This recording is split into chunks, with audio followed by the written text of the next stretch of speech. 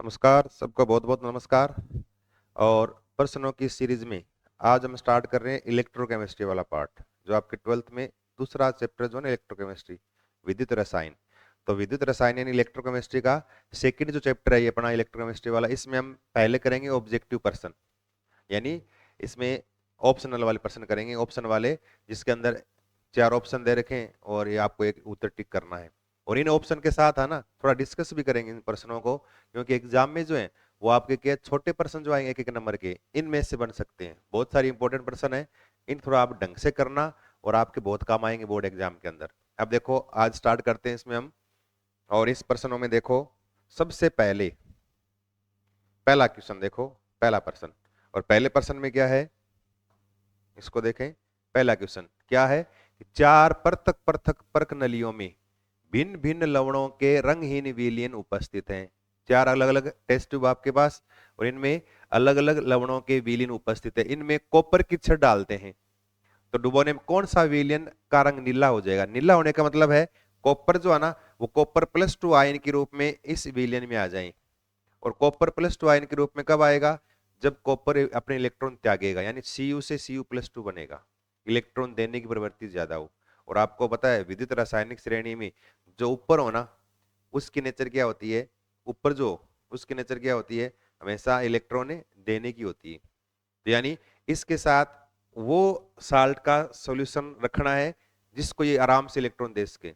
और नीचे वाले जो है विद्युत रासायनिक श्रेणी में नीचे जो है वो के इलेक्ट्रॉन को लेते हैं। तो सबसे नीचे जो होगा इन चारों में वो क्या करेगा, इस Cu+2 से इलेक्ट्रॉन लेगा। अब विद्युत रासायनिक श्रेणी में देखो Pb ऊपर है, जिंक भी बहुत ऊपर है, कैडमियम ऊपर है, सिल्वर जो है ये नीचे सबसे नीचे। तो सिल्वर नाइट्रेट में अगर डुबोगे ना आप किसको, कॉपर वाली छड़ को, तो क्या करेगा कॉपर इस Ag+ को अपना इलेक्ट्रॉन देकर इसको Ag में चेंज कर देगा और खुद Cu+ ग्रुप में क्या है सोल्यूशन में आ जाएगा। और Cu+2 यानी कॉपर+2 आयन जो है वो कैसे नीले रंग के होते हैं, तो पूरा सोल्यूशन क्या हो जाएगा, नीले रंग का हो जाएगा। इसका मतलब हमारे इसके अंदर उत्तर कौन सा होगा, सेकंड वाला सिल्वर नाइट्रेट आपको टिक करना है। इसके बाद देखें अपना अगला प्रश्न नंबर सेकंड। सेकंड प्रश्न में क्या है कि निम्न में से कौन सी धातु उसके लवणों के जलीय विलयन के विद्युत अपघटन से प्राप्त नहीं हो सकती, यानी इनमें से कौन सी ऐसी मेटल है, धातु है, जिसके लवणों को हम विद्युत अपघटन करके उसको इलेक्ट्रोड पे प्राप्त नहीं कर सकते। अब आपको पता है आपने मेटलर्जी वाला पार्ट पढ़ा है, मतलब धातु क्रम वाला पार्ट पढ़ा है। और धातु क्रम में देखते हो आप कि चांदी है इसको भी आप विद्युत अपघटन से अलग कर सकते हैं। कॉपर है इसके लवण के साल्ट या उसके लवण के विलयन को आप विद्युत अपघटन के द्वारा इलेक्ट्रोड में प्राप्त कर सकते हैं। क्रोमियम को इलेक्ट्रोड में प्राप्त कर सकते हैं। लेकिन मैग्नीशियम है इसको हम इसके साल्ट को विद्युत अपघटन करवा के हम इलेक्ट्रोड में प्राप्त नहीं कर सकते, इसलिए मैग्नीशियम का संभव नहीं है। इसलिए यहाँ पर उत्तर कौन सा हो गया, बी हो जाएगा, मैग्नीशियम वाला ऑप्शन क्या हो जाएगा, सही हो जाएगा। इसके बाद देखो अपना तीसरा, और तीसरा बहुत ही इंपॉर्टेंट प्रश्न है, लेड स्टोरेज सेल जो है यानी सीसा संचायक सेल। और इसमें एग्जाम में याद रखो सीसा संचायक सेल पर प्रश्न आएगा आएगा बोर्ड एग्जाम में, तो इसको आप ढंग से याद कर लो। सीसा संचायक सेल है क्या, उसका डायग्राम याद करना आपको, एनोड की अभिक्रिया कैथोड की अभिक्रिया उनको जोड़ने के बाद पूर्ण सेल अभिक्रिया नेट सेल रिएक्शन, डिसचार्जिंग वाली रिएक्शन कौन सी है, उल्टी करोगे तो वापस चार्जिंग वाली शुरू हो जाएगी, वो सारा आपको करना है इसमें।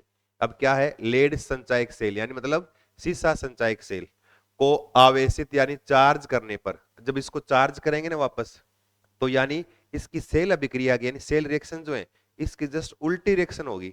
और उल्टी होगी ना, अब देखो सेल अभिक्रिया में होता क्या है कि एनोड से Pb और कैथोड से PbO2 और विलयन में H2SO4 है, वो रिएक्शन करके और लेड सल्फेट का निर्माण करते PbSO4 जो एनोड और कैथोड पर जाके इकट्ठा हो जाएगा। और H2SO4 है ना वो सल्फेट आयन के रूप में लेड के साथ जुड़कर इलेक्ट्रोड पर इकट्ठा हो जाएगा। तो उस सॉल्यूशन में H2SO4 धीरे धीरे कम होता जाएगा, जिससे जब विद्युत अपघट्य यानी याद रखना सीसा संचायक सेल में विद्युत अपघट्य के रूप में H2SO4 यानी सल्फ्यूरिक एसिड काम में लेते हैं। और अगर वो धीरे धीरे कम होता जाएगा, धीरे धीरे सेल भी क्या होता जाएगा, डिस होता जाएगा, यानी उसकी यानी वोल्टता भी कम होती चली जाएगी। लास्ट में जब पूरा H2SO4 खत्म हो जाएगा पूरा सेल डिस हो जाएगा। अब वापस इसको चार्ज करोगे ना तो इलेक्ट्रोड से एनोड व कैथोड दो इलेक्ट्रोड उनमें से लेड सल्फेट है, वापस जल जो बचा है सॉल्यूशन उससे क्रिया करेगा लेड सल्फेट प्लस H2O, और इससे क्या है Pb बनेगा वो एनोड पे जाएगा, PbO2 बना वो कैथोड पर चला जाएगा, और सोल्यूशन में क्या आ जाएगा, वापस H2SO4 बन जाएगा। लेड सल्फेट से H2SO4 का निर्माण, तो H2SO4 बनेगा ना, तब वापस सेल क्या होगा, चार्ज होगा। अब देखो यहाँ पर क्या है, PbO2 घुलता है, ये तो क्या होता है, कैथोड वाला पार्ट है। लेड इलेक्ट्रोड पर PbSO4 जमता है, ये भी यानी सेल रिएक्शन यानी सेल अभिक्रिया है, डिस्चार्जिंग वाली है। H2SO4 की मात्रा कम होती है, ये भी डिस्चार्जिंग में होता है। चार्जिंग में क्या होता है, चार्ज करने पर H2SO4 क्या है, वापस बनता है, और वापस बनेगा ना ये, तो वापस क्या है, सॉल्यूशन में आ जाएगा और वापस सेल क्या हो जाएगा, चार्ज हो जाएगा। तो हमारा उत्तर कौन सा हो जाएगा, H2SO4 पुनः बनता है। ठीक है, इसके बाद देखो अपना अगला प्रश्न। अगले में क्या है कि गैल्वेनिक सेल के लिए कौन सा कथन सही नहीं है। अब गैल्वेनिक सेल जो है ना, इसके लिए कौन सा इसमें चार कथनों में से कौन सा सही नहीं है। अब गैल्वेनिक सेल जो होता है ना, जिसमें आपने पढ़ा डेनियल सेल। अब डेनियल सेल में क्या पढ़ा था, एनोड क्या होता है, ऋणावेशित, एनोड ऋणावेशित होता है, सही है। कैथोड धनावेशित होता है, ये भी सही है। कैथोड पर अपचयन होता है, याद रखो हमेशा, सेल कोई भी हो, हमेशा एनोड पर ऑक्सीडेशन ऑक्सीकरण होगा और कैथोड पर क्या होगा, हमेशा अपचयन होगा। तो कैथोड पर अपचयन होता है, ये सही है। एनोड पर अपचयन होता है, ये गलत है। एनोड पे क्या होता है, अपचयन नहीं होगा, क्या होगा एनोड पर, यहां ऑक्सीकरण होता है, तब सही होता है ये। इसका मतलब अपचयन लिखते ही ये उत्तर क्या हो गया, गलत हो गया। तो यहां पर हमारा ऑप्शन कौन सा सही हो गया, तीसरा ऑप्शन हमारा सही है। तीसरा ऑप्शन है एनोड पर अपचयन होता है, ये कथन किया यहाँ पर गलत है। ठीक है, इसके बाद देखो अपना अगला प्रश्न। अगले में एक है ना, ये सेल आरेख बना रखा है, सेल निरूपण, Zn से Zn+2, फिर कॉपर+2 से कॉपर, कौन सा सेल है ये, डेनियल सेल है। में दो खड़ी रेखाएं किसको दर्शाती है, और बोर्ड एग्जाम में पूछा गया प्रश्न है ये दो खड़ी रेखाएं बीच में लगा रखी है ना, ये किसको दर्शाती है, ये दर्शाती है साल्ट ब्रिज को। किसको, साल्ट ब्रिज, मतलब साल्ट ब्रिज का मतलब क्या है, लवण सेतु। किसको दर्शाती है ये लवण सेतु को दर्शाती है, ध्यान रखना, ये लवण सेतु है। तो ये तो एनोड वाला भाग, लेफ्ट साइड वाला, राइट वाला ये कैथोड वाला भाग है ये, और बीच में ये दो खड़ी रेखाएं ये किसको दर्शा रही है, ये लवण सेतु को दर्शाती है, ध्यान रखना। तो इसमें हमारा तीसरा ऑप्शन सही हो गया, थर्ड। इसके बाद देखो अपना अगला प्रश्न। अगले में क्या है कि निम्नलिखित में से, इनमें से किसे जलीय विलयन में विद्युत धारा प्रवाहित करने पर उसका विघटन होगा, अर्थात अभिक्रिया होगी। अब इनमें से किसके सॉल्यूशन में अगर आप लाइट पास करोगे ना, तो इसमें इलेक्ट्रोलिसिस यानी विद्युत अपघटन वाली क्रिया होगी और अभिक्रिया होगी। और हमेशा याद रखो, विद्युत अपघटन किसका होता है, आयनिक कंपाउंड का होता है, आयनिक यौगिकों का। अब देखो ग्लूकोज क्या है, एक सहसंयोजक यौगिक है, तो ग्लूकोज ऑप्शन सही नहीं है, इसका अपघटन नहीं होगा। दूसरा यूरिया, ये भी क्या है, कोवलेंट कंपाउंड सहसंयोजक यौगिक है, NH2CO NH2। ग्लूकोज में C6H12O6, ये दोनों सहसंयोजक यौगिक हैं, इनका विद्युत अपघटन नहीं होता।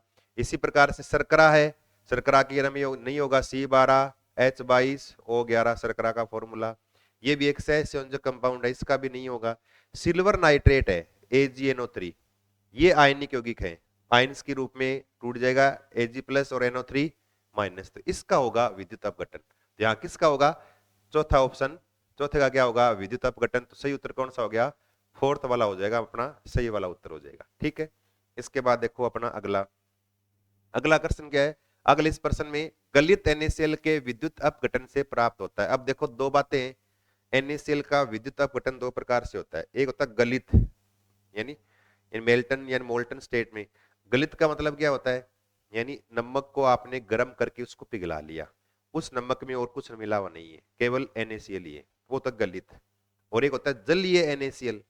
जलीय NaCl मतलब उस नमक में आपने पानी मिलाकर उसको विलयन के रूप में चेंज किया, तो वहां पर NaCl के साथ में H2O भी आ जाएगा। तो अगर गलित आ जाए ना, तो गलित में केवल NaCl ही है, तो Na+ और Cl- बनेगा। अब Na+ कहां जाएगा, कैथोड माइनस वाले इलेक्ट्रोड पर, और Cl- ये कहां जाएगा, एनोड यानी प्लस वाले इलेक्ट्रोड पर। तो कैथोड पर बनेगी सोडियम धातु, और एनोड पे क्या बनेगा, Cl2 गैस बनेगी। तो कैथोड पर क्या बनेगा, सोडियम धातु, और एनोड पे क्या बनेगी, Cl2 गैस बनेगी। तो हमारा सही उत्तर कौन सा जाएगा, ये सेकंड वाला Cl2 गैस। तो सही उत्तर कौन सा इसमें, Cl2 गैस, ये वाला हो जाएगा। अब ये होता ना, ये तो किस में होता है, जलीय NaCl में होता है। जलीय NaCl में है ना, कैथोड पर H2 गैस अगर आ जाए ना, जलीय NaCl, याद रखना, देख लिख देता हूं यहाँ, गलित NaCl है ना, गलित, तो गलित NaCl। उस कंडीशन में तो याद रखना आप क्या कि कैथोड पर तो क्या होगा, कैथोड पर तो सोडियम, और एनोड पर क्या होगा, Cl2 गैस। ये तो है किसके लिए, गलित के लिए। और अगर ये आ जाए ना जलीय NaCl, क्या आ जाए, जलीय NaCl, जल मिला दिया। अब इसमें क्या होगा, कैथोड जो आएगा ना, कैथोड मैंने अलग से कॉपी में करवाए दोनों, ये कैथोड होगा उस पर तो H2 गैस मिलेगी, और एनोड जो होगा ना, एनोड पर वही Cl2 गैस मिलेगी। और विलियन जो है ना, इस विलियन में क्या है, NaOH बन जाएगा। क्या बन जाएगा विलियन में, NaOH, सोडियम हाइड्रोक्साइड, यानी विलियन क्षारीय हो जाता है, इसके पीएच का मान 7 से अधिक हो जाता है। तो यहाँ ये जलीय NaCl के लिए बनेंगे, और गलित में ये तुम्हारे पास गलित दे रखा, गलित के लिए कौन सा ऑप्शन, सेकंड से ही हो जाएगा। ठीक है, इसके बाद देखो अपना अगला प्रश्न, और अगले में क्या है कि धात्विक चालक में आवेश के वाहक होते हैं। धातु जो होती है ना, उसमें आवेश को लाने ले जाने के लिए कौन काम करता है, धातु में क्या होते हैं, मुक्त इलेक्ट्रॉन होते हैं। तो आवेश का प्रवाह किससे होता है, मुक्त इलेक्ट्रॉन से होता है। तो इस किससे होता है, धात्विक चालक में आवेश का प्रवाह किससे होता है, इलेक्ट्रॉन से होता है, ध्यान रखना। और अगर ये आता है ना आयनिक चालक में आवेश का प्रवाह, तो आयनिक मतलब आयन्स हैं वो विलियन में, तो वहां पर आयनिक चालक में आवेश का प्रवाह किससे होता है, आयन से होता है। तो आयनिक चालक में आयन से, धातुओं में किससे होगा, इलेक्ट्रॉन की सहायता से होगा। तो यहाँ पर क्या आएगा, आवेश का प्रवाह धातुओं में किससे होता है, इलेक्ट्रॉन के द्वारा या इलेक्ट्रॉन के माध्यम से होता है। इसके बाद देखिए अपना अगला 9वां प्रश्न, क्या लिखा है, Cu+2 आयन पर आवेश यानी कूलाम में कितना आवेश है। अब देखो अगर Cu+1 होता ना, +1 का मतलब +1 चार्ज, और +1 का मतलब यूं 1.6 10⁻⁻19 कूलाम, +1 का मतलब ये। और +2 का मतलब क्या हो गया, क्योंकि इलेक्ट्रॉन पर आवेश कितना होता है, 1.6 10⁻⁻19 कूलाम, प्लस है तो यानी एक प्रोटॉन बढ़ गया, प्रोटॉन पर आवेश इतना ही होता है। अब +2 का मतलब 2 बढ़ गए, 2 होते ही दुगुना हो जाएगा, 2 गुना 1.6 10⁻⁻19 कूलाम, गुणा कर दो इनको, तो 16 दूनी 32, 3.2 10⁻⁻19 कूलाम। तो हमारा उत्तर क्या आ गया, 3.2 10⁻⁻19 कूलाम। तो क्या आ जाएगा, 3.2 10⁻⁻19 कूलाम, ये आ गया हमारा। ये जो है ना, ये तो इलेक्ट्रॉन पर आवेश बोल दें या प्रोटॉन पर आवेश, और ये जो है ना इसको बोलते हैं एक फेराडे। एक फेराडे जो होता है ना, एक फेराडे में कुल आवेश कितना होता है, 96,500, जिसमें 1 मोल इलेक्ट्रॉन पर आवेश होता है। कितने पर, 1 मोल इलेक्ट्रॉन पर आवेश का मान 96,500 होता है, जिसको एक फेराडे कहते हैं। ध्यान रखना ये पॉइंट, ये % याद रखना कि 1 मोल इलेक्ट्रॉन पर आवेश का मान 96,500, जिसको एक फेराडे कहते हैं। और अगर ये आ जाए, ये प्रश्न है इसके लिए +2 है, तो 1 पर 1.6 10⁻⁻19 कूलाम, तो 2 पर क्या होगा, 2 से गुणा कर दिया, 3.2 10⁻⁻19 कूलाम, हमारा उत्तर चौथा आ जाएगा। ठीक है, इसके बाद देखो अपना अगला 10वां प्रश्न, लोहे पर जंग लगने से रोकने का सर्वोत्तम उपाय है। लोहा जो है ना उस पर जंग लग रहा है, उस जंग को रोकने के, अब देखो रोकने के सारे उपाय हैं, इसे लवण युक्त जल में रखकर अधिक लगेगा जंग, इस पर टीन की परत चढ़ाकर हो सकता है रोक सकते हैं, इसे साधारण जल में रखकर थोड़ा कम लगेगा। लेकिन कैथोडिक रक्षण जो है ना, कैथोडिक रक्षण मतलब, क्योंकि लोहे पर जंग लगेगा ना, तब क्या है, गैल्वेनिक सेल का निर्माण होता है, और अगर गैल्वेनिक सेल बनने ही न दे हम, गैल्वेनिक सेल न बने तो जंग लगेगा नहीं, तो क्या करेंगे, कैथोडिक रक्षण कर देंगे, गैल्वेनिक सेल का बनना रोककर। यहां पर ये पर ऑप्शन आ सकता है कि गैल्वेनिक सेल का बनना रोककर, या तब आपको गैल्वेनिक सेल का बनना रोककर लिखना है, तब क्या जंग लगना क्या हो जाएगा, बंद हो जाएगा। तो रोकने का सबसे, अब उपाय तो सारे हैं, लेकिन सबसे प्रभावी उपाय कौन सा है, कैथोडिक रक्षण आ जाए या गैल्वेनिक सेल का बनना रोककर आ जाए, सबसे प्रभावी उपाय इसका यही है। इसके बाद देखो अपना अगला प्रश्न, क्या लिखा है, MnO4- के 1 मोल का MnO2 में अपचन करने के लिए आवश्यक आवेश का मान बताइए। अब देखो क्या लिखा है, ये है कि MnO4- और इससे क्या बन रहा है, MnO2 ये बन रहा है, इसके लिए कितना आवेश की आवश्यकता पड़ेगी। अब देखो यहां पर Mn पर चार्ज निकाल लें, Mn पर चार्ज निकालो तो कैसे निकाल सकते हो आप, x प्लस O पे चार्ज -2 होता है, तो कितने O है? 4, 4 दूनी 8, तो माइनस के 8। ऊपर वाला आवेश हमेशा आगे बराबर लिखते हैं, -1, तो x बराबर क्या आएगा? माइनस के 8 इधर जाएंगे तो प्लस के 8 हो जाएंगे, तो ये घट गया प्लस का 7। इसका मतलब यहाँ पर Mn पर चार्ज क्या आ रहा है? मैंगनीज पर +7 है, ये ध्यान रखना। एक तो ये इधर देखें, Mn पर निकालना है तो x, O पे चार्ज -2, तो 2 दूनी -4 बराबर कुल आवेश ऊपर 0 है तो 0, तो x का मान क्या आ गया? इधर जाएंगे तो माइनस के तो प्लस के 4, तो यहाँ पर Mn पर चार्ज क्या है? +4। अब देखो क्या हो रहा है, +7 से +4 में बदल रहा है ये। इसका मतलब इसने कितने इलेक्ट्रॉन लिए? क्योंकि +7 से +4 मतलब प्लस के 3 कम हो रहे हैं, इसका मतलब इसने 3 इलेक्ट्रॉन लिए। क्या लिए?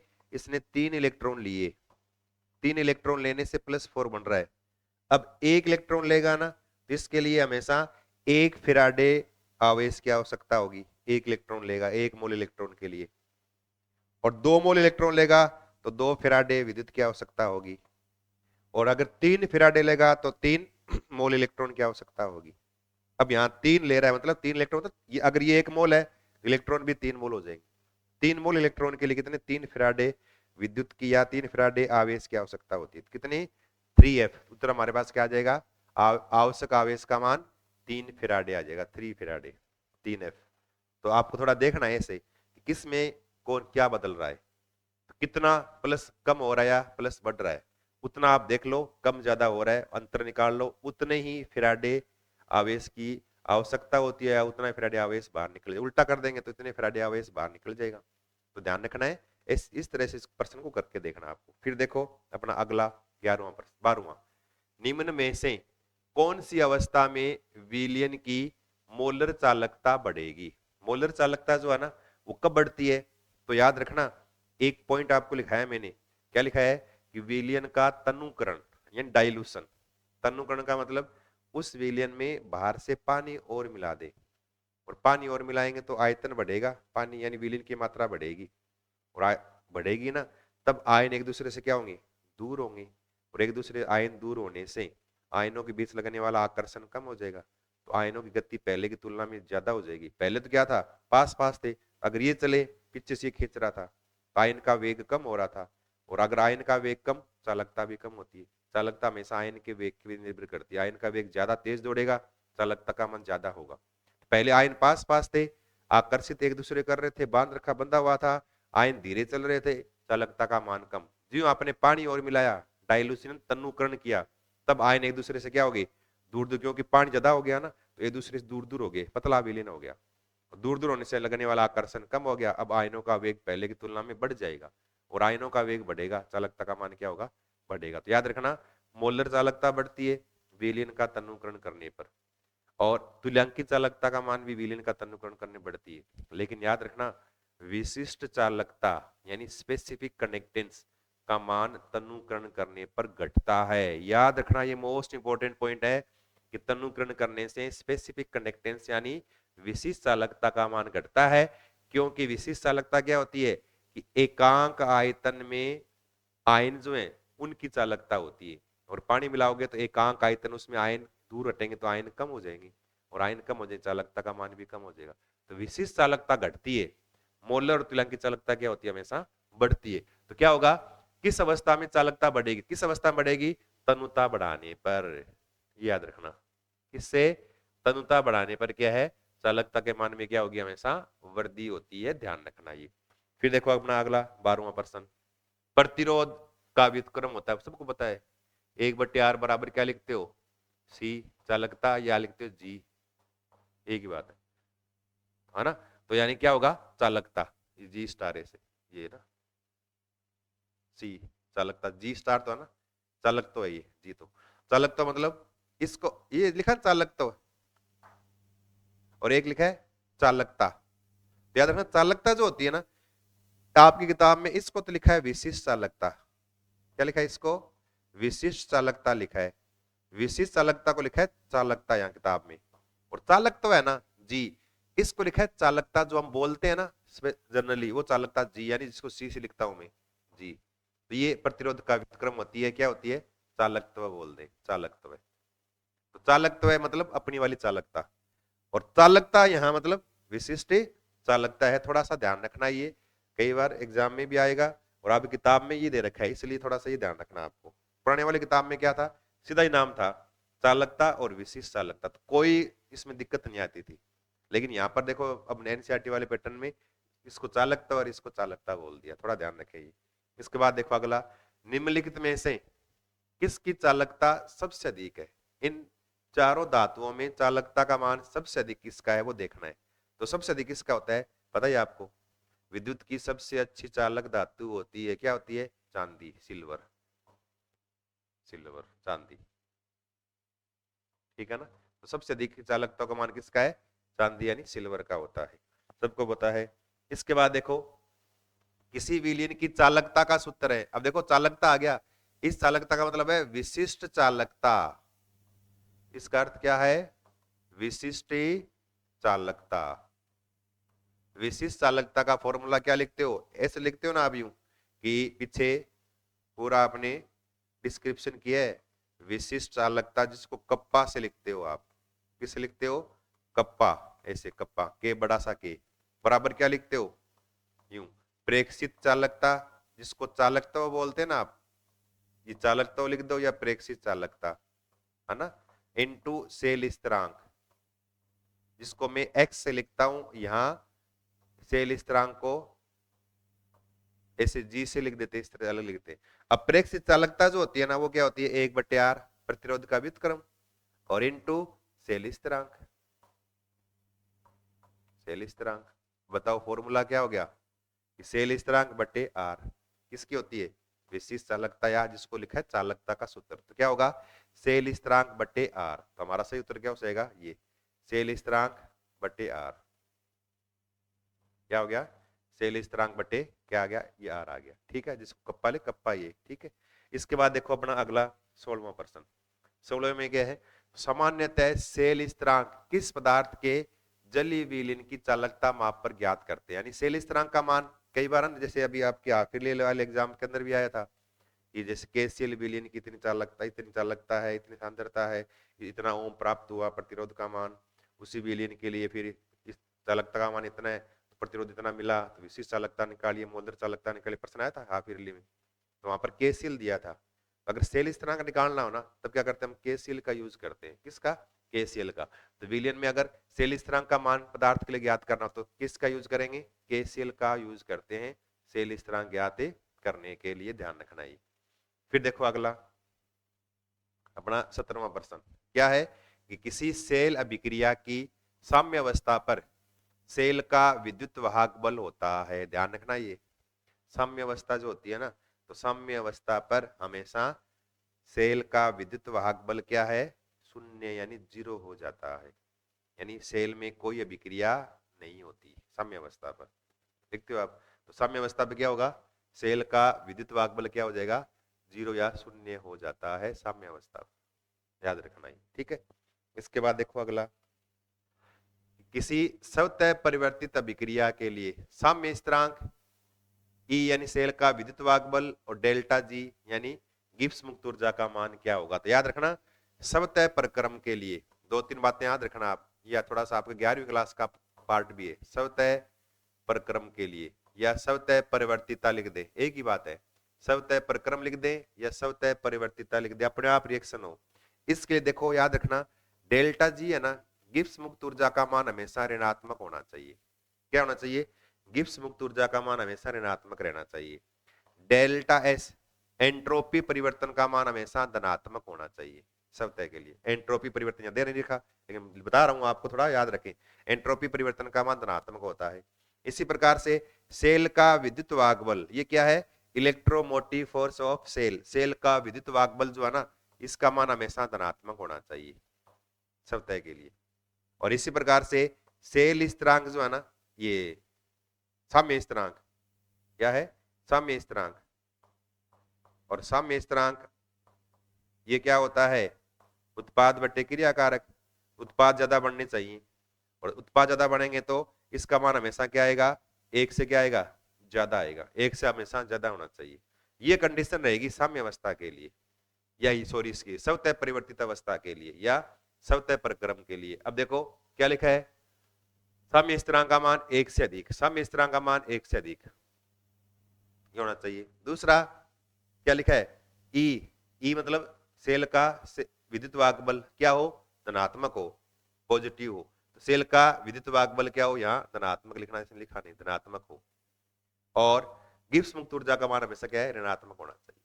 तो हमारा उत्तर कौन सा हो जाएगा, सेकंड वाला सही। तो यानी ये है, ये फिर पॉजिटिव और फिर नेगेटिव, ये अपना ऑप्शन सही है। ठीक है, 18वां वाला।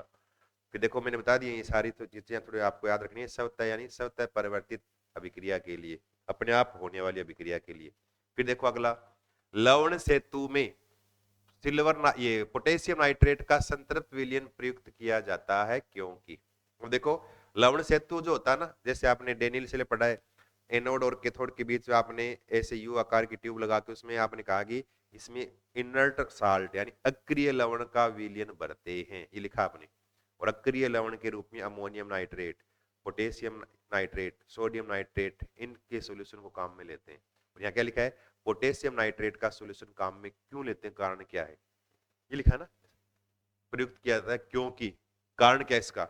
अब देखो सेल, एक तो क्या है, साल्ट ब्रिज का काम क्या है, क्या काम करता है, एक तो जब तक आप साल्ट ब्रिज नहीं लगाओगे ना तब तक सेल परिपथ पूरा नहीं होगा। तो सेल परिपथ यानी सेल परिपथ को यानी सर्किट को पूरा करता है।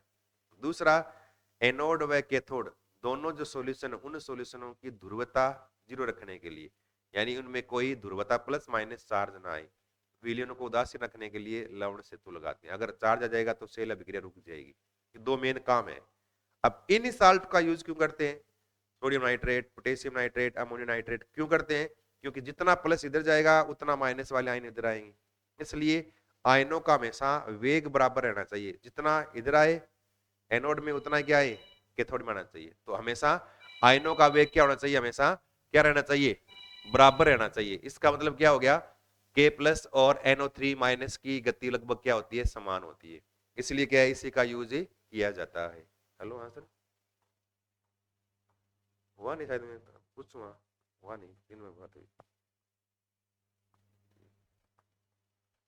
तो दोनों दोनों आयनों की गति ये लगभग क्या रहती है, समान रहती है। इसलिए जितना एनोड वाले भाग में जाएगा प्लस या माइनस, उतना कैथोड वाले भाग में प्लस या माइनस चला जाएगा। तो इसलिए आयनों का वेग हमेशा बराबर रहे, ताकि दोनों तरफ आवेश का मान क्या रहे, बराबर है। तो आयनों की गति बराबर रहती है। इसलिए क्या है, पोटेशियम नाइट्रेट का संतृप्त विलयन क्या है, लवण सेतु या साल्ट ब्रिज के रूप में काम में लिया जाता है। इसके बाद देखो अपना अगला प्रश्न, एक अक्रिय इलेक्ट्रोड वाले सेल में NaBr के जलीय विलयन का विद्युत अपघटन कराने पर क्या प्राप्त होगा। आप देखो वापस आ गया ना, ये NaBr है, इसका जलीय विलयन। अब NaBr टूटेगा तो Na प्लस और Br माइनस। अब जलीय विलयन जल है, तो जल मतलब H2O भी है, ये भी टूटेगा आयन के रूप में H प्लस और OH माइनस। अब देखो ये दो आयन बन गए, अब यहाँ plus Na plus H plus. अब ये कैथोड की तरफ जाएंगे, कैथोड की तरफ, और ये दोनों किधर जाएंगे, प्लस इलेक्ट्रोड यानी एनोड की तरफ जाएंगे। अब जो पहले पहुंचेगा ना वही इलेक्ट्रोड पर मुक्त हो जाएगा।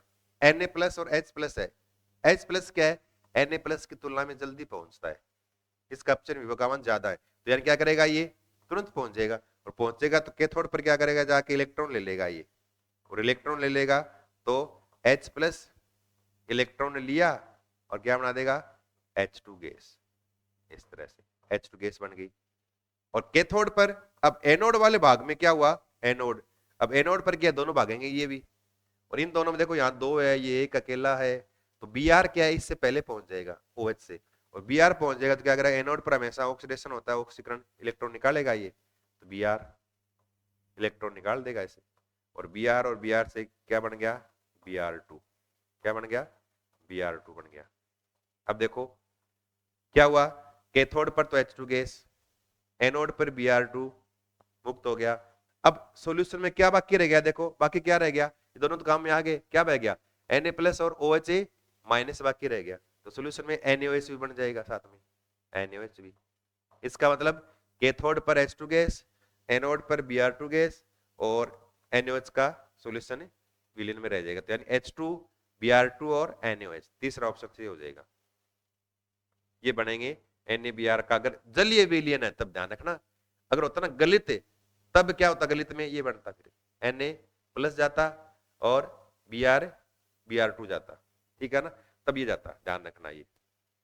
इसके बाद देखो अपना अगला 21वां प्रश्न।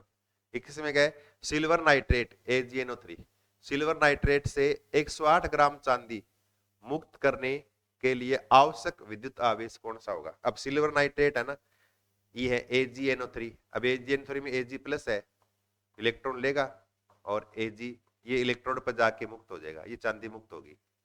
अब चांदी का परमाणु में द्रव्यमान कितना, 108 होता है। अब 108 ये इसका कितना है 108, तो 108 ग्राम चांदी मुक्त होगी। अब 108 ग्राम चांदी मुक्त करने के लिए हमने कितने इलेक्ट्रॉन काम में लिए, एक। अगर ये 1 मोल है, 108 ग्राम 1 मोल के बराबर होता है, तो यहाँ 1 मोल इलेक्ट्रॉन काम में आएगा, 1 मोल इलेक्ट्रॉन। और 1 मोल इलेक्ट्रॉन पर आवेश कितना होता है, 96,500, क्या होता है 96,500। और 96,500 किसके बराबर होता है, 1 फैराडे के बराबर होता है, 1 फैराडे। इसका मतलब कितनी विद्युत की आवश्यकता होगी, 1 फैराडे विद्युत की आवश्यकता होगी 108 ग्राम चांदी मुक्त करने के लिए। ये पॉइंट आपको ध्यान रखना है। फिर देखो अपना अगला प्रश्न 22 में, कि विद्युत अपघटन की क्रिया में कैथोड पर होता है, ध्यान रखना। विद्युत अपघटन करवाए ना इलेक्ट्रोलिसिस, तो कैथोड पे हमेशा क्या होता है, अपचयन होता है, और एनोड पे हमेशा क्या होता है, ऑक्सीकरण होता है। बात ध्यान रखना ये, तो कैथोड पर क्या होता है, हमेशा अपचयन होता है, अपचयन। और एनोड पे क्या होगा, ऑक्सीकरण, एनोड पे क्या होगा, ऑक्सीकरण होता है, ध्यान रखना। फिर देखो अपना अगला 23वां प्रश्न, किसे आयनों के स्वतंत्र अभिगमन का नियम कहा जाता है। यानी आयनों के स्वतंत्र अभिगमनांक का नियम किसके द्वारा दिया गया, कोलराउस वाला नियम पढ़ा आपने, किसने दिया ये, कोलराउस ने दिए, कोलराउस का नियम है ये। आयनों का स्वतंत्र अभिगमनांक, यानी आयन स्वतंत्र रूप से गति कर रहे हैं, कोई किसी के साथ कोई छेड़खानी नहीं कर रहा है, उसको बोलते हैं अनंत तनुता पर। किसी विलयन की मोलर चालकता धनायन व ऋणायन की अनंत तनुता पर मोलर चालकता का योग, ये कोलराउस का नियम था, ये कोलराउस ने दिया। ये आयनों का स्वतंत्र अभिगमनांक का नियम है, तो कोलराउस के द्वारा दिया गया, ठीक है। और अगर याद है विद्युत अपघटन के नियम किसने दिए, अगर याद है ना विद्युत अपघटन के नियम वो किसने दिए, वो फैराडे ने दिए। किसने दिए, विद्युत अपघटन के नियम दिए, फैराडे के द्वारा दिया गया। और ये सॉल्यूशन पढ़ा आपने, राउल्ट का नियम, वाष्प दाब के लिए राउल्ट का नियम है। हेनरी का नियम क्या है, गैसों की द्रव में विलेयता, कब अधिक उड़ेगी कब कम उड़ेगी, इसके लिए हेनरी का नियम है। ये पढ़े आपने सॉल्यूशन वाले पार्ट में। और ये दोनों जो है ना, ये आपके इलेक्ट्रोकेमिस्ट्री वाले पार्ट में, ठीक है ना, ये भी आपके सॉल्यूशन वाले पार्ट में। इसके बाद ये इसमें, ठीक है ना, ये इलेक्ट्रोकेमिस्ट्री वाले पार्ट में। इसके बाद देखो अगला, कि Al+3 को Al में अपचित करने के लिए आवश्यक आवेश, वापस वही आ गया। देखो Al+3 है, कितने इलेक्ट्रॉन लेगा, 3, तब बनेगा Al। अगर ये 1 मोल तो 3 मोल इलेक्ट्रॉन, और 1 मोल इलेक्ट्रॉन का 96,500, जिसको बोलते हैं 1 फैराडे। 3 के लिए 3 फैराडे, 3 फैराडे विद्युत की आवश्यकता या आवेश की आवश्यकता होगी, 3 फैराडे। इसके बाद देखो अपना अगला, अगले में क्या है, फैराडे का विद्युत अपघटन का द्वितीय नियम किससे संबंधित है। तो पहला नियम जो है ना, वो तो क्या है, W समानुपाती Q लिखते हो आप इस तरह से, है ना, किसी इलेक्ट्रोड पर मुक्त होने वाले पदार्थ की मात्रा W उस विलयन में प्रवाहित धारा या प्रवाहित आवेश Q की क्या होती है, समानुपाती। ये पहला नियम। दूसरा नियम क्या है, अगर अलग अलग विद्युत अपघटे लिए जाएं, उनमें समान विद्युत धारा समान समय तक प्रवाहित की जाए, तब इलेक्ट्रोड पर मुक्त होने वाले पदार्थ की मात्रा उनके तुल्यांकी भार के अनुपात में होती है। इसका मतलब तुल्यांकी भार के लिए है वो, किसके लिए, तुल्यांकी भार के लिए, यानी विद्युत अपघट्य के तुल्यांकी भार के लिए। किसके लिए, विद्युत अपघट्य के तुल्यांकी भार से संबंधित नियम है ये। तुल्यांकी भार यहाँ पर काम में आता है, लिखते हो ना आप इस तरह से, W1 द्वितीय नियम में W2 बराबर क्या लिखते हो, Z1 Z2, या लिखते हो E1/E2 लिखते हो ऐसे, द्वितीय नियम है, ठीक है ना, सेकंड नियम। E और E1 और E2 क्या है, पहले विलयन का या पहले पदार्थ की तुल्यांकी भार, दूसरे का तुल्यांकी भार। देखो H2O2 ईंधन सेल की दक्षता कितनी होती है, याद रखना। ईंधन सेल है ना, इसकी दक्षता है ना, कितनी एफिशिएंसी, कितनी लाइट देता है। जो आप पदार्थ दे रहे हो उसका एक तो क्या है कि दक्षता किसी की 100% नहीं होती, जितना आप डालोगे उतना बाहर उसका आउटपुट मिलता नहीं है। लेकिन H2O2 सेल है ना, अगर इसमें आप जितना ईंधन काम में लोगे उस ईंधन का लगभग 70% हमें लाइट देता है।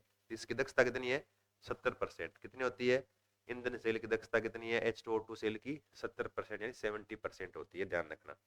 फिर अगला देखो, द्वितीयक सेल कौन सा है। अब देखो मरकरी सेल जो है ना, क्या है, मरकरी सेल जो घड़ियों में काम में लेते हैं, छोटे वाला सेल, ये प्राथमिक सेल है। क्या है, ये प्राथमिक सेल, एक बार ही काम में ले सकते हैं। शुष्क सेल पता ही आपको, निप्पो वाला सेल है ना, ये क्या है, ये प्राथमिक सेल, प्राइमरी सेल, इसको एक ही बार काम में ले सकते हैं। लेकलांसी सेल है ना, इसको भी एक ही बार काम में ले सकते हैं, ये भी क्या है, प्राथमिक सेल। डेनियल सेल प्राथमिक सेल। सीसा संचायक सेल है, सीसा संचायक सेल नाम आ जाए, ये आ जाए निकल कैडमियम सेल, ये नाम आ जाए। ये दोनों क्या है, ये दोनों है द्वितीयक सेल। क्या है, ये द्वितीयक सेल है, द्वितीयक सेल। प्राथमिक सेल के उदाहरण और द्वितीयक सेल के उदाहरण आपको याद रखने। द्वितीयक पूछा है तो कौन सा हो जाएगा, ये डी वाला, ये क्या है, द्वितीयक सेल है, ध्यान रखना। इसके बाद देखो अपना अगला, अगले में क्या है, सीसा संचायक सेल में एनोड पर अभिक्रिया की समीकरण है। अब एनोड पे लिखते हो ना आप, एनोड पर क्या होता है, पीबी, पीबी क्या करता है, इलेक्ट्रॉन को निकालता है ऐसे, Pb+2 और 2 इलेक्ट्रॉन इस तरह से, और ये जाएगा सॉल्यूशन में, विलियन में। विलियन में क्या है, H2SO4, वहां से लेगा ये सल्फेट आयन, मैंने लिखा ही ना आपको पूरी रिएक्शन याद करने का तरीका, सल्फेट आयन, और क्या बना देगा ये PbSO4। अब जोड़ दो, जो कट रहा वो काट दो, ये कट गए, क्या बचेगा, Pb+SO4-2, इधर क्या बच गया, PbSO4 और 2 इलेक्ट्रॉन। ये एनोड की अभिक्रिया, पूरी अभिक्रिया एनोड की। अब मिला लो इसमें से कौन सी है, Pb+SO4-2, PbSO4 और 2 इलेक्ट्रॉन निकलते हैं, ये क्या होगी, एनोड की अभिक्रिया। और ये कौन सी है, ये कैथोड की रिएक्शन है, PbO2 4H+SO4-2, 2 इलेक्ट्रॉन लिए एनोड वाले, PbSO4+2H2 बनाते हैं, ये कैथोड की। ये कौन सी है, ये कैथोड की अभिक्रिया है, किसके लिए, सीसा संचायक सेल के लिए कैथोड की अभिक्रिया है ये वाली सी वाली। और ये ए वाली क्या है, एनोड वाली रिएक्शन है, ध्यान रखना, याद कर लो इसको। इसके बाद देखो अपना अगला, शुष्क सेल में एनोड किस धातु का बना होता है। तो शुष्क सेल जो होता है ना, ड्राई सेल, उसके अंदर एनोड जो है ना, पात्र बनाते हैं ऐसे, इस तरह से, है ना, यूं पात्र, और उसमें बीच में इस तरह से ग्रेफाइट की छड़ लगाते हैं। और ये पात्र किसका बना होता है, ये होता है जिंक का, जो एनोड के रूप में काम करता है, एनोड। और कैथोड के रूप में जो है ना, ये ग्रेफाइट की छड़ है, ये भी याद कर लो आप। ग्रेफाइट जो है ना, ये कैथोड के रूप में काम करता है, किसमें, शुष्क सेल में। तो एनोड के रूप में जिंक धातु और कैथोड के रूप में ग्रेफाइट की छड़ काम में लेते हैं। तो यहाँ क्या पूछा आपसे, एनोड, एनोड में क्या आएगा, जिंक, ये क्या है, एनोड के रूप में काम करता है, किसमें, शुष्क सेल में, ध्यान रखना। ये दूसरा देखो, फिर अगला, मरकरी सेल का सेल विभव का मान कितना होता है, यानी सेल का, कहते हैं सेल का विद्युत वाहक बल, ये बोल दें तो सेल का विद्युत वाहक बल कितना होता है मरकरी सेल का। तो ध्यान रखना, मरकरी सेल है ना, मरकरी सेल, इसके लिए विद्युत वाहक बल का मान होता है 1.35 वोल्ट। ये 2-3 याद कर लो आप। डेनियल सेल है, डेनियल सेल, इसका विद्युत वाहक बल होता है 1.10 वोल्ट या 1.08, जो भी है, 1.10 लिखते हैं इसको।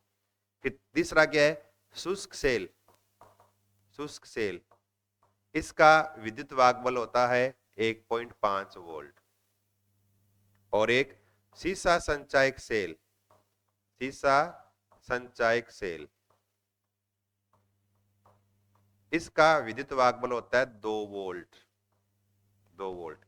सीसा संचायक सेल में, सीसा संचायक बैटरी जो होती है उसमें 5 से 6 सेलों को श्रेणी क्रम में जोड़ देते हैं, तो एक सेल से 2 वोल्ट मिलती है। तो 5 अगर जुड़े हैं तो 10 वोल्ट लाइट मिलती है, 6 जुड़े तो 12 वोल्ट लाइट मिलती है, वो बैटरी होती है।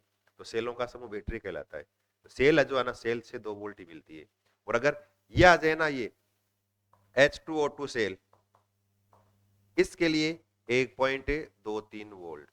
ये थोड़े से आप ध्यान रखना, ये क्या है, सेल का विद्युत वाहक बल है, ई सेल बोलते हैं इसको, सेल का विद्युत वाहक बल या सेल का विभव बोल दें।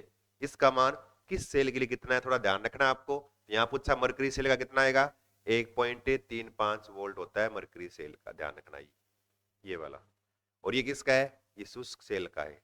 ये किसका है, सीसा संचायक सेल का है। लिख दिया मैंने चारों पांचों, ये आप याद कर लो, पूछ सकता किसी का भी। फिर देखो अपना अगला, वह उपकरण जिसमें हाइड्रोजन मीथेन जैसे ईंधनों की दहन ऊर्जा को सीधे विद्युत ऊर्जा में परिवर्तित किया जाता है। ये परिभाषा ही तो है किसकी, ईंधन सेल की।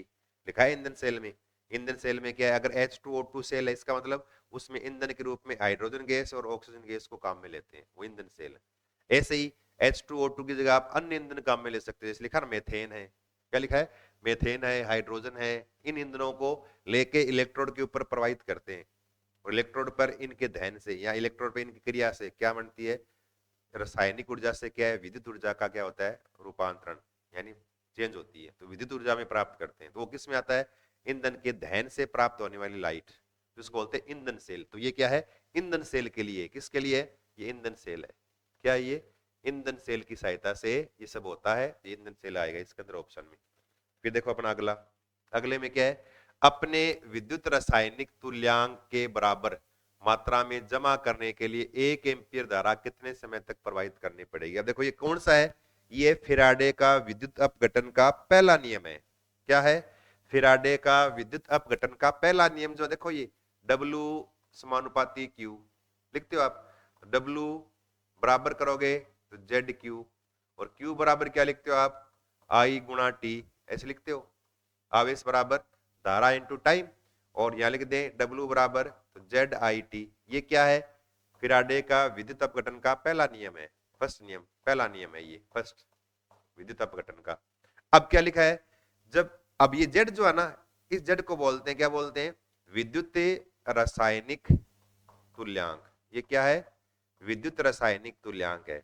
अब क्या लिखा है कि विद्युत रासायनिक तुल्यांक के बराबर, इसके बराबर कोई पदार्थ की मात्रा में जमा करनी है तो कितनी लाइट पास करें, तो W बराबर क्या करना है, Z करना है। और W बराबर Z कब होगा, जब I का मान भी 1 और T का मान भी क्या हो, 1 हो।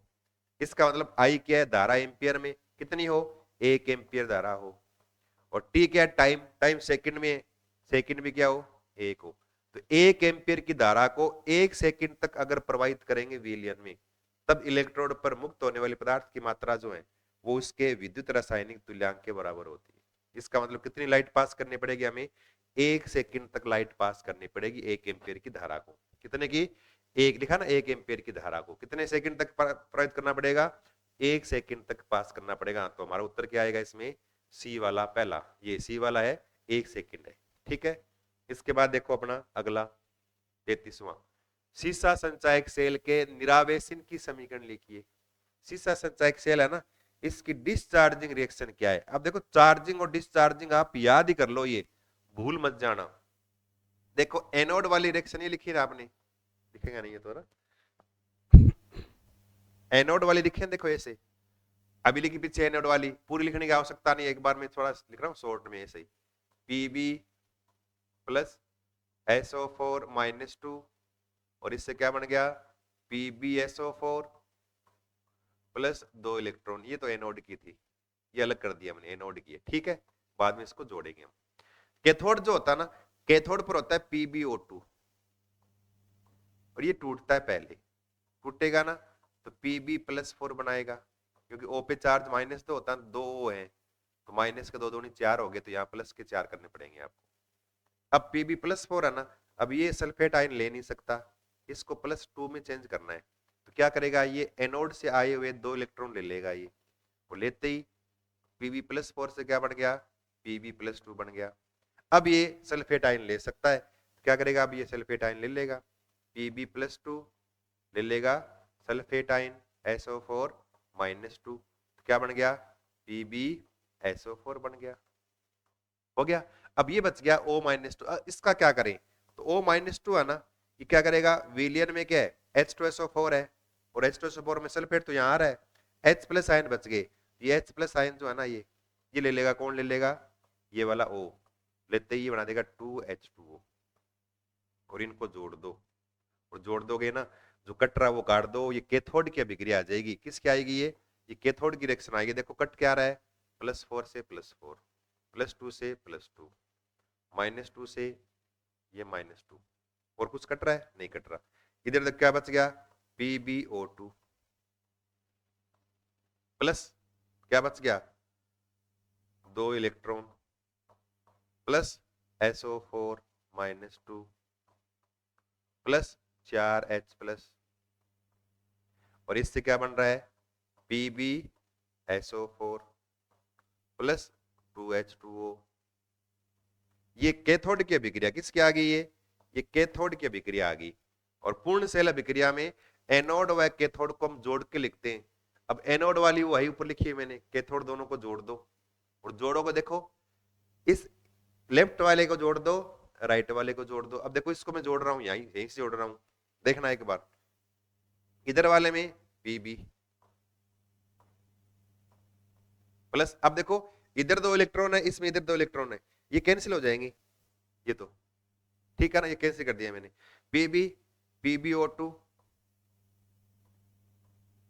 इस वाले में सल्फेट, सल्फेट 2 सल्फेट हो गए, 2SO4 -2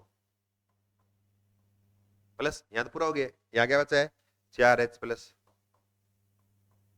फिर आगे तीर लगा दिया यूं, थोड़ा तीर लंबा लगा देता हूं मैं, यहां चाहिएगा हमें इस तरह से। फिर इधर वाले भाग में देखो, PbSO4 2 हो गए, और एक 2H2O, तो 2 PbSO4 और 2 क्या बन गए, H2O। ये आ गई पूर्ण सेल अभिक्रिया, पूरी सेल अभिक्रिया। अब देखो सेल में ये रिएक्शन होगी, और ये रिएक्शन होगी ना, तो सेल से लेड सल्फेट बनेगा, वो इलेक्ट्रोड पे जमा हो जाएगा, जल बनेगा, वो आ जाएगा विलियन में। तो यानी एनोड से Pb जा रहा है, कैथोड से PbO2 जा रहा है, और विलियन में से H2SO4 जो है सॉल्यूशन, यानी ये अम्ल है, ये धीरे धीरे क्या है, लेड सल्फेट के रूप में इकट्ठा हो रहा है, और विलियन में जल आ रहा है, जल आता जाएगा, ये निकलता जाएगा, धीरे धीरे क्या है, पूरा पानी बन जाएगा, पानी बनते सेल डिस हो जाएगा। इसका मतलब ये रिएक्शन जो आगे हो रही है ना, ये क्या हो रही है, ये इसकी डिस्चार्जिंग, यानी सेल को डिस्चार्ज करने वाली रिएक्शन है। तो ये रिएक्शन जो है ना, ये क्या, सेल की डिस्चार्जिंग रिएक्शन या निरावेशित, क्या है, सेल को निरावेशित करने वाली अभिक्रिया है। और चार्ज करोगे ना, लाइट में लगाओगे, लाइट में लगाते उल्टी रिएक्शन होगी, एनोड कैथोड से लेड सल्फेट और विलियन से जल क्रिया करके वापस ये बनाएंगे, ये चला जाएगा एनोड पर, ये कैथोड पर, ये आ जाएगा विलियन में, तो ये वापस ये चार्जिंग रिएक्शन है। उल्टी लिख दोगे ना, उल्टी लिखते आ जाएगी चार्जिंग, यानी आवेशित करने वाली अभिक्रिया। और आपसे यहाँ क्या पूछा है, निरावेशन मतलब डिस्चार्जिंग, इसका अर्थ क्या है, डिस्चार्जिंग। निरावेशन का मतलब है डिस्चार्जिंग वाली रिएक्शन कौन सी है, डिस्चार्जिंग। अब डिस्चार्जिंग वाली कौन सी है, ये आगे वाली लिखनी है आपको, और पूछते हैं चार्जिंग वाली कौन सी है, तो उल्टी लिखते। तो डिस्चार्जिंग वाली लिखनी है, तो मिला लो अब, Pb plus PbO2 plus H2SO4, एक ही बात है, मैंने अलग कर दिया यहाँ H2SO4, एक ही बात। इससे क्या बनाए, लेड सल्फेट प्लस 2H2O। ये अभिक्रिया जो है ये वाली, ये क्या है, इसको डिस्चार्ज करने वाली रिएक्शन है। इसको सीसा संचायक सेल को डिस्चार्ज करने वाली अभिक्रिया है। इसमें देख लो उल्टा है, ये क्या है, ये सेल की चार्जिंग अभिक्रिया है, ये चार्ज करने वाली, देखो चार्ज वाली उल्टी लिख दी इसको, ये चार्जिंग वाली है। और ये एनोड की अभिक्रिया है, और ये कैथोड की अभिक्रिया, यहाँ PbSO4 आता है लेकिन लिखा नहीं, चलो छोड़ो इसको। तो यानी हमारा उत्तर क्या हो गया, सेकंड बी, ये हमारा उत्तर हो गया। चार्जिंग और डिस्चार्जिंग रिएक्शन आपको याद रखनी है, ऐसे याद कर लो, एनोड कैथोड को ऐसे याद कर लो, जो जोड़ दो, जोड़ के चार्जिंग आगे, डिस्चार्जिंग उल्टा कर देंगे, थोड़ा ध्यान रखना, ठीक है। इसके बाद देखो अपना अगला 34वां प्रश्न 34, क्या लिखा है कि सीसा संचायक सेल में विद्युत अपघट्य पदार्थ, बहुत ही मोस्ट इंपोर्टेंट है।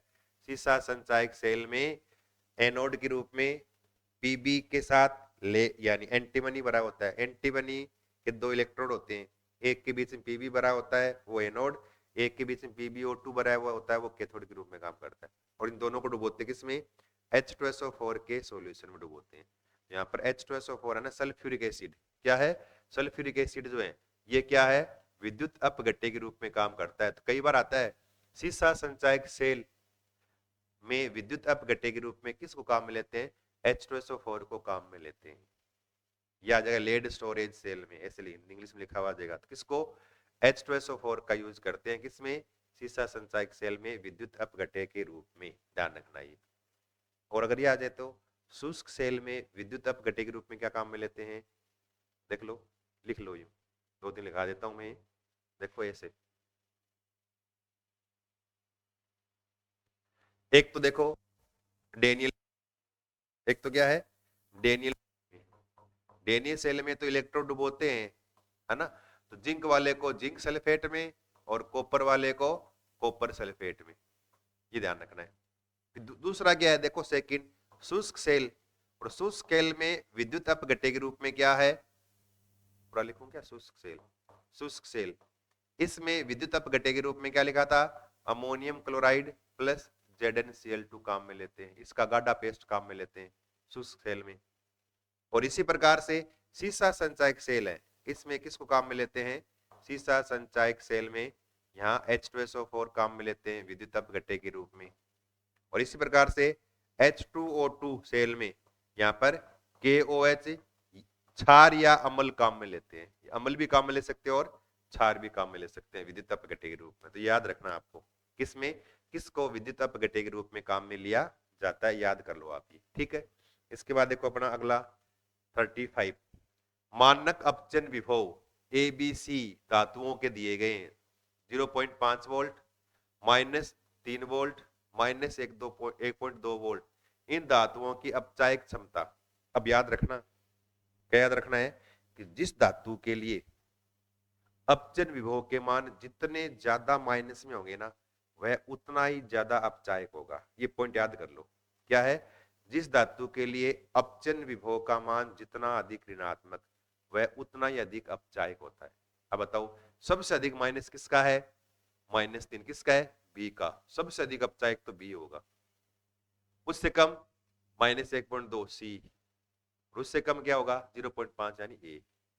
ये अपचायक क्षमता का क्रम हो जाएगा, BCA। कौन सा ऑप्शन हो गया, पहला, पहला ऑप्शन सही हो गया, BCA हमारा उत्तर हो गया इस तरह से, ठीक है। इसके बाद देखो अपना अगला 36, रेडॉक्स अभिक्रिया दे रखी है, ये एक सेल की सेल अभिक्रिया मान लो, ये दे रखी है, और ये जो दे रखा है ना, ये सेल आरेख, सेल डायग्राम है, ये ऊपर वाला, ये सेल डायग्राम दे रखा है यहां तक, ये, और दे रखा है E0 सेल का मान दे रखा है 1.10 वोल्ट है, तो E सेल कितना होगा। अब ऐसे अगर प्रश्न आ जाए ना, तब ध्यान रखना, इसके लिए हमें नंस्ट समीकरण काम में लेनी पड़ेगी। अब नंस्ट समीकरण क्या है आपको याद होनी चाहिए, क्या है, क्यों लिखते हैं, सेल का विद्युत वाहक बराबर सेल का मानक विद्युत वाहक -0.529 अपॉन n, और यहां log 10 और उत्पाद बटे क्रियाकारक, कैसे लिखते हैं, ये 591 ऐसे है ना, तो ज्यादा अंतर पड़ेगा नहीं है ना, कोई दिक्कत नहीं, 5.591 ऐसे। अब देखो उत्पाद क्रियाकारक कैसे लिखे, अब सेल आरेख है ना, उसकी सहायता से एनोड वाली रिएक्शन लिखने आनी चाहिए, कैथोड वाली लिखने आनी चाहिए। देखो यहाँ जिंक से क्या बन रहा है, Zn+2 बन रहा है, जिंक से क्या बन रहा है, Zn+2, कॉपर +2 से क्या बन रहा है, कॉपर बन रहा है, ये तो है एनोड वाली क्रिया, 2 इलेक्ट्रॉन। और कैथोड में क्या होगा, Cu+2, 2 इलेक्ट्रॉन लेगा, कॉपर बना देगा, दोनों जोड़ दें, सेल की पूरी सेल अभिक्रिया, 2 से 2 कट गए, क्या बच गया, Zn+Cu+2, और इससे Zn+2 और Cu बन गया, ये सेल की पूर्ण सेल अभिक्रिया। अब ये तो क्रियाकारक है, और ये क्या है, ये उत्पाद है, वहां लिखना है हमें। अब देखो क्या लिखा है कि ई सेल बराबर E0 सेल का मान 1.10 वोल्ट है, 1.10 वोल्ट माइनस 0.591 अपॉन n, अभिक्रिया के दौरान आगे पीछे होने वाले इलेक्ट्रॉन की संख्या, कितने इलेक्ट्रॉन हो रहे हैं, 2 इलेक्ट्रॉन दे रहे हैं, 2 ले रहे हैं, तो 2 इलेक्ट्रॉन का हो रहा है, n का मान 2 log, अब 10, अब उत्पाद क्या है, Zn+2 और कॉपर। और कॉपर जो है ना, अगर परमाणु उदासीन आ जाए ना, तो उसको छोड़ दो आप, क्योंकि उसके लिए एक्टिविटी यानी सक्रियता का मान 1 मानते हैं, तो अगर रखोगे तब भी एक हो जाएगा तो हट जाएगा वो। तो हमें सिर्फ प्लस वाले आयन लिखने हैं। तो क्या लिखना है, Zn+2 की सांद्रता, और इधर उत्पाद में क्या है, कॉपर+2 की सांद्रता। अब अगर आप लिखना चाहो लिख सकते हो यहाँ Cu, यहाँ Zn, फिर मैं उसको छोड़ दूंगा कि इनके लिए मान एक एक है, हट जाएंगे, एक ही बात है, ये लिख दिया। अब इसकी सांद्रता क्या दे रखी है, देखो क्या दे रखी है, Zn+2 की कितनी दे रखी है, 1 मोल, कॉपर+2 की कितनी दे रखी है, 0.1 मोल, ये दे रखा है। इसका मतलब यूं है कि ई सेल बराबर 1.10 माइनस 0.591 अपॉन 2 log 10। अब Zn+2 का मान कितना है, 1, और इसका मान कितना है, 0.1। 0.1, अब 0.1 है, इसको हटा दूं तो पर 10 हो जाएंगे, है ना, जिसको मैं काट के अंदर से कर देता हूँ, है ना, फिर आगे एक और स्टेप लिखना पड़ेगा। ये है ना, समझे नहीं समझे। Zn+2 का मान क्या है, सांद्रता दे रखी 1, और नीचे कॉपर+2 है, इसका मान 0.1, तो यहाँ 0.1। चलो एक स्टेप और लिख देता हूँ, तो ई सेल 1.10 माइनस 0.591 अपॉन 2 और log 10। अब यहाँ 0.1 है ना, हटा दूं तो ऊपर 10 हो जाएगा, ध्यान 10 हो जाएगा। log 10 का मान कितना होता है, 1 होता है, तो ये 1 हो गया। अब 0.591 में 2 का भाग दो, तो ये पॉइंट लगभग है ना 2 ऐसे 9 ऐसे आ जाएगा, 0.29 ऐसे। इसको 1.10 से घटाओगे तो 1.10 से घटाओगे तो लगभग 1.0607 ऐसे आ जाएगा। इसका मतलब यहाँ इसका मान 1 पॉइंट घटाओगे ना 1.10, इसमें से ये घटाना है आपको, 2 का भाग दें 0 पॉइंट कर देंगे तो 2 दूनी 4, फिर ये 2 है ना 2, और फिर यहाँ एक बच गया 19, 19 में 9, और फिर 1 5। अब 1 पॉइंट, अब 10 में से है ना, 0.10 में से 0.2 घटाओगे ना, मतलब 0.3 घटा दो तो 10 में से, तो यानी 0.07 बच जाएगा, तो 1.07 क्या जाएगा, 1.07, 1.07 वोल्ट आ जाएगा। उत्तर क्या जाएगा, 1.07 वोल्ट आ जाएगा। इसके लिए नंस समीकरण काम में लेकर आपको निकालना पड़ेगा। नंस समीकरण लिखने का तरीका और मान रखना आपको आना चाहिए, ठीक है। इसके बाद देखो अपना अगला, परबल विद्युत अपघट्यों की मोलर चालकता पर तनुता का क्या प्रभाव पड़ता है, अभी डिस्कस किया था मैंने। तनुता बढ़ाने पर मोलर चालकता बढ़ती है, तुल्यांकी चालकता भी बढ़ती है, विशिष्ट चालकता घटती, बार बार नहीं बताऊंगा। तो मोलर चालकता क्या होती है, बढ़ती है, तो तनुता के साथ क्या होती है, बढ़ती है। उत्तर क्या हो जाएगा, तीसरा सी, बढ़ती। इसके बाद देखो अपना अगला 40वां, एनोड पर होता है, कैथोड पर क्या होता है, अपचन, और एनोड पर क्या होता है, ऑक्सीकरण। ऑक्सीकरण होता है, 2 बात याद रखनी है बस, ऑक्सीकरण होता है। फिर देखो अपना अगला 39, लोहे पर जंग लगने के लिए आवश्यक है, जंग लगने के लिए क्या चाहिए, नमी चाहिए, नमी होनी चाहिए, और ऑक्सीजन गैस होनी चाहिए जंग लगने के लिए। तो क्या हो, वायु और जल होना चाहिए। क्या होना चाहिए, वायु और जल चाहिए, किसके लिए, जंग लगने के लिए, ध्यान रखना ये, ठीक है। इसके बाद अगला, गैल्वेनिक सेल में लवण सेतु का प्रयोग किया जाता है। अब मैंने कहा था लवण सेतु के 2 काम होते हैं, सेल परिपथ को पूर्ण करता है और विलयनों को विद्युत उदासीन बनाए रखता है, 2 काम है ये। तो यहाँ देख लो, सेल परिपथ को पूर्ण करता सही है, और ये पूछा है विद्युत प्रतिरोध कम करता, गलत है। कैथोड एनोड पृथक करने के लिए नहीं, अभिक्रिया में लवण सेतु ले जाने के लिए सही कौन सा है, सेल परिपथ को पूर्ण करने के लिए, किसके लिए, सेल परिपथ को पूर्ण करने के लिए। तो इलेक्ट्रोकेमिस्ट्री में है ना, आज वाली अपनी क्लास में जो है ये अपने आज 40 क्वेश्चन हो गए ऑब्जेक्टिव पर्सन, और इसके अलावा और भी हैं, लगभग इतने 40% और होंगे जो आपके बहुत ही काम के हैं। देखो इन ऑब्जेक्टिव प्रश्नों के साथ एग्जाम में जो है ना आपसे छोटे प्रश्न पूछेंगे, हो सकता है छोटे क्वेश्चन इन्हीं में से बना के दे दें, ऑप्शन ना दें, आपसे उत्तर पूछ लें सीधा ही। यहाँ ऑप्शन दिया है तो आपने टिक कर दिया, हो सकता है छोटे प्रश्न 1-1 नंबर के आएंगे ना, पूछ लेंगे गैल्वेनिक, अब ये प्रश्न लिख देंगे गैल्वेनिक सेल में लवण सेतु का प्रयोग करते हैं, इसका एक कार्य बताइए। ये कह देंगे गैल्वेनिक सेल में एनोड होता है, तो लिखना आपको ऋणावेशित होता है ऐसे, या एनोड पर सामान्यता होता है, ऑक्सीकरण होता है, ऐसे लिखना आ जाए। तो ऑप्शन नहीं देंगे तब आपको उत्तर लिखना आना चाहिए। तो ये प्रश्न है ना आपको याद भी होने चाहिए, इनके उत्तर याद भी होने चाहिए, टिक करना नहीं आने, टिक करना सब देख के एक बार याद करके इसका उत्तर ये होना चाहिए बस, ऐसे नहीं, इनको याद भी करो। अगर बिना ऑप्शन पूछ लेना आपसे तो बिना ऑप्शन भी आप इसका उत्तर दे सको। इस तरह से याद करना है। अगर ऐसे याद करोगे ना तो ऑप्शन वाले प्रश्न भी सही हो जाएंगे आपके, और साथ में छोटे प्रश्न आए एक नंबर के, वो भी आप आराम से कर सकते हो, कोई दिक्कत नहीं। फिलिंग द ब्लैंक आ जाए इसके रिलेटेड या इससे संबंधित, वो भी आप आराम से कर सकते हो। तो आज हमने 40 क्वेश्चन डिस्कस किए हैं, किस पर? इलेक्ट्रोकेमिस्ट्री वाले इस पार्ट पर। ठीक है ना? अगली क्लास में अपने और 30-40 क्वेश्चन और डिस्कस करेंगे। तब तक है ना आपके लगभग है ना बहुत सारा मैटर इसमें इलेक्ट्रोकेमिस्ट्री वाला कवर हो जाएगा। उसके बाद अपन करेंगे फिलिंग द ब्लैंक, खालिस्तान वाले क्वेश्चन करेंगे कुछ, उनके अंदर बहुत सारा आपका मैटर कम इसमें कवर हो जाएगा, जिसमें इससे कि आपके छोटे वाले पर्सन लगभग आपके इलेक्ट्रोकेमिस्ट्री में कोई गलत नहीं होगा, सारे सही हो जाएंगे। ठीक है ना? इतना करो, तब तक के लिए धन्यवाद।